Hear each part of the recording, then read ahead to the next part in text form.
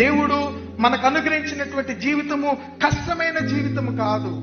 దేవుడు మనకు అనుగ్రహించిన జీవితము చాలా అద్భుతమైనటువంటి జీవితము. కారణము, మనం ఆలోచించినట్లయితే ఏ చిన్న తప్పులైతే మనం చేయకూడదో వాటినే మనము చేసి దేవునికి కోపాన్ని మనము తెచ్చేటువంటి వారంగా ఉన్నాం. ప్రియమైనటువంటి దేవుని బిడ్డలారా, కేవలము దేవాలయంలో కూర్చుని ఉండి ఏమీ చేయకోకుండా దేవునికి నామమునకు మహిమ కలగాలని నీవు అనుకుంటే అది అసాధ్యము.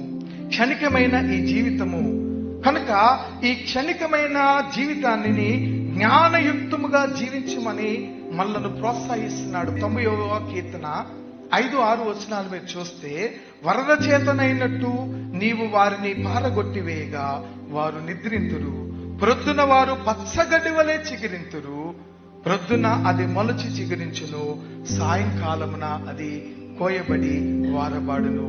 ఒక అద్భుతమైన సన్నివేశాన్ని దేవుడు ఇక్కడ జ్ఞాపకం చేస్తున్నాడు. మన జీవితము ఎలాంటిదంట?